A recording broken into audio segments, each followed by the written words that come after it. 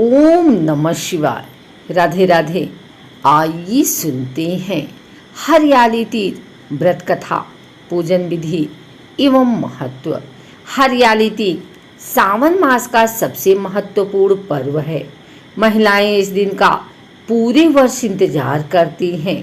हरियाली तीज सौंदर्य और प्रेम का पर्व है। यह पर्व प्रकृति से जुड़ने का पर्व है। हरियाली तीज का जब पर्व आता है तो हर तरफ हरियाली छा जाती है। हरियाली तीज का पर्व श्रावण मास में शुक्ल पक्ष की तृतीया तिथि को मनाया जाता है। हरियाली तीज या श्रावणी तीज श्रावण मास के शुक्ल पक्ष की तृतीया को कहते हैं। बताया गया है कि हरियाली तीज का व्रत रखकर पूजा करने के बाद अन्न जैसे चावल, गेहूं, उड़द दाल इत्यादि गरीब या ब्राह्मण को दान करना चाहिए। धार्मिक मान्यता के अनुसार व्रत करने के बाद दान करना शुभ माना जाता है। इससे अधिक फल की प्राप्ति होती है।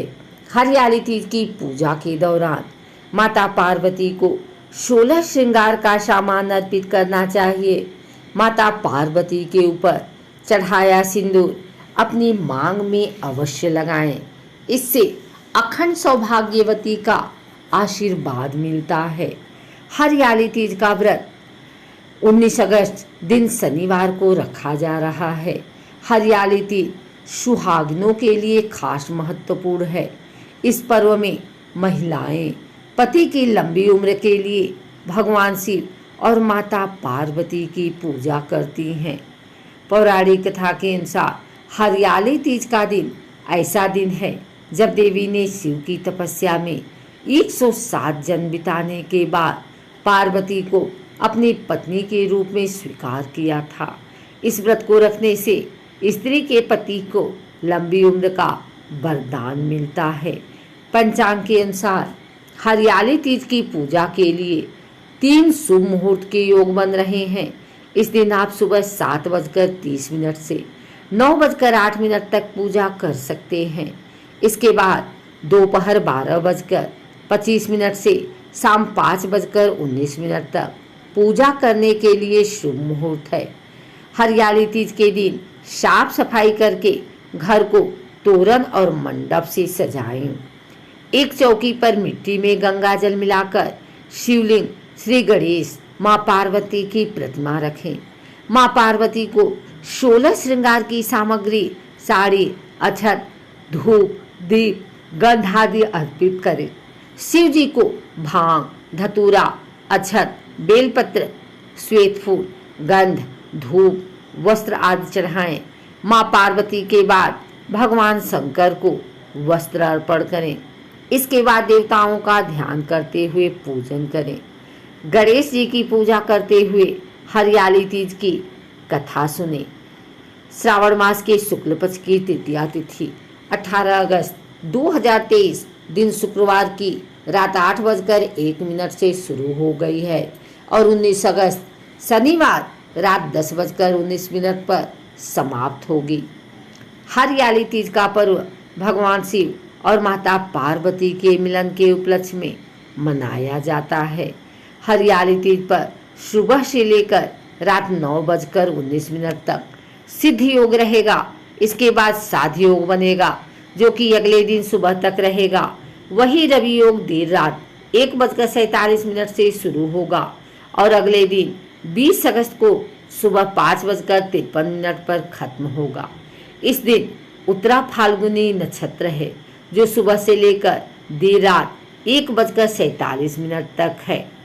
हरियाली तीज पर त्रिग्रही योग बन रहा है। कन्या राशि में चंद्रमा, मंगल और शुक्र की युति से त्रिग्रही योग का निर्माण होगा जो व्रती को धन और करियर में लाभ पहुंचाएगा। वहीं सिंह राशि में सूर्य और बुध की युति में बुधादित्य योग बनेगा। इस दिन बनने वाला सिद्ध योग से व्रती की पूजा मंत्र आदि सिद्ध होंगे। आइए सुनते हैं हरियाली तीज की यह कथा। श्रावण मास के शुक्ल पक्ष की तृतीया को श्रावणी तीज कहते हैं, परंतु ज्यादातर लोग इसे हरियाली तीज के नाम से जानते हैं। यह त्योहार मुख्य रूप से उत्तर भारत में मनाया जाता है।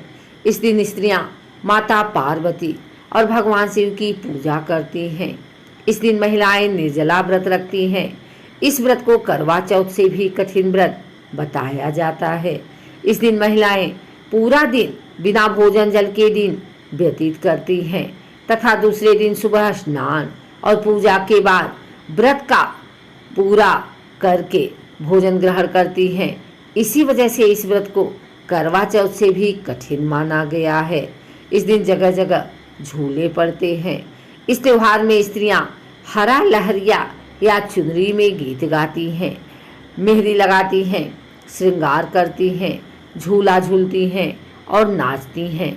हरियाली तीज के दिन अनेक स्थानों पर मेले लगते हैं और माता पार्वती की सवारी बड़े धूमधाम से निकाली जाती है। शिव जी ने पार्वती जी को उनके पूर्व जन्म का स्मरण कराने के लिए तीज की कथा सुनाई थी। शिव जी कहते हैं, हे पार्वती, तुमने हिमालय पर मुझे वर के रूप में पाने के लिए घोर तप किया था। अन्न जल त्यागा, पत्ते खाए, सर्दी गर्मी बरसात में कष्ट सहे। तुम्हारे पिता दुखी थे।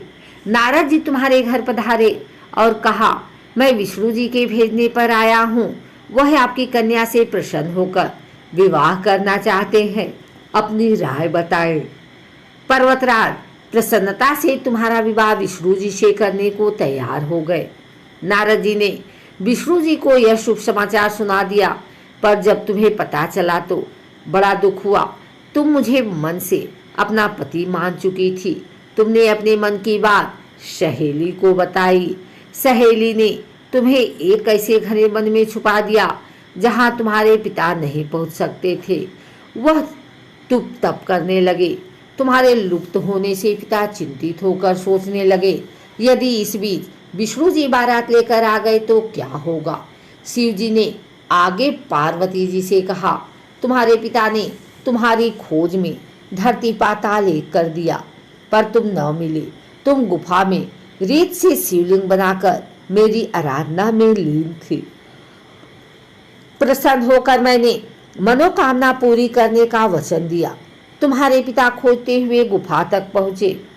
तुमने बताया कि अधिकांश जीवन शिव जी को पति रूप में पाने के लिए तप में बिताया है। आज तप सफल रहा। शिव जी ने मेरा वरण कर लिया। मैं आपके साथ एक ही शर्त पर घर चलूंगी, यदि आप मेरा विवाह शिव जी से करने को राजी हो। पर्वतराज मान गए।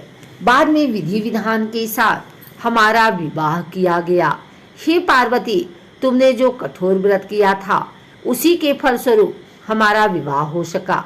इस व्रत को निष्ठा से करने वाली स्त्री को मैं मनवांछित फल देता हूँ। उसे तुम जैसा अचल सुहाग का वरदान प्राप्त हो सके।